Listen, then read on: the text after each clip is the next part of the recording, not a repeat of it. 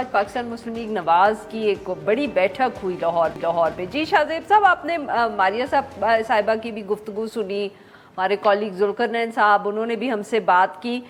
PMLN के लिए इतना शायद हम कह सकते हैं कि जैसे मारिया साहिबा ने भी जिक्र किया कि फायर फाइटिंग इतनी ज़्यादा है कि वो ये सोचते ही नहीं है कि हमने सियासत भी करनी है। वो इसको एडमिनिस्ट्रेटिव जो ज़रिए इस्तेमाल हो रहे हैं उनके इर्द गिर्द पाकिस्तान तहरीक इंसाफ को कमज़ोर करने के लिए वो उन्हीं में खुश हैं। उन्हीं में खुश इसलिए हैं कि वो देख रहे हैं कि ये जो लड़ाई है ये हमारी अस्करी क़यादत और PTI के दरमियान है, जिसके वो बेनिफिशरी बन रहे हैं।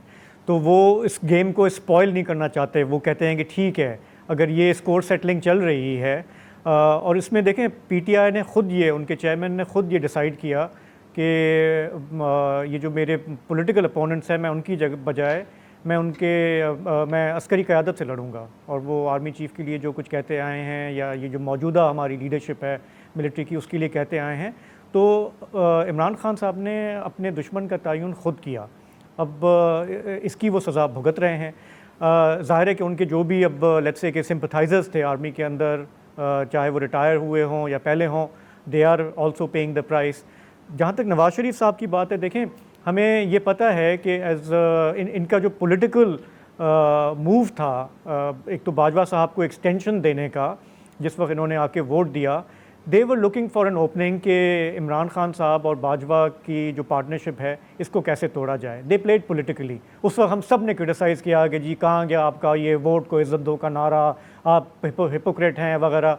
लेकिन ये ओपनिंग उन्होंने क्रिएट की और अंडरस्टैंडिंग आहिस्ता आहिस्ता आगे जाके ये बनी, जब ख़ुद भी बाजवा साहब भी बेजार हो गए इमरान खान साहब के साथ कि ठीक है, I will pull my support back और फिर आप आएँ, टेक द स्पेस।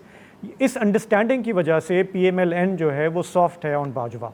हालांकि बाजवा साहब को आर्मी चीफ नवाज शरीफ ने बनाया था, बाजवा साहब ने उन्हें बिट्रे किया, फिर उन्हें एहसास हुआ कि मैंने ये गलती की है, तो इसलिए बाजवा साहब को वो घसीटना नहीं चाह रहे इस पूरे मामले में।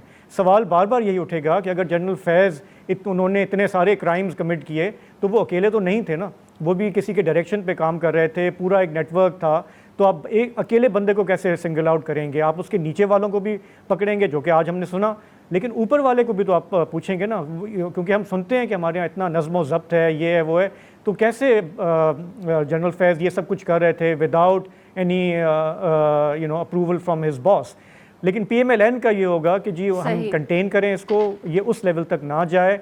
और जनरल फैज़ और उनके करीबी जो हल्के हैं, सिर्फ they should be made an example और बाजवा साहब को फ़िलहाल रहने दें।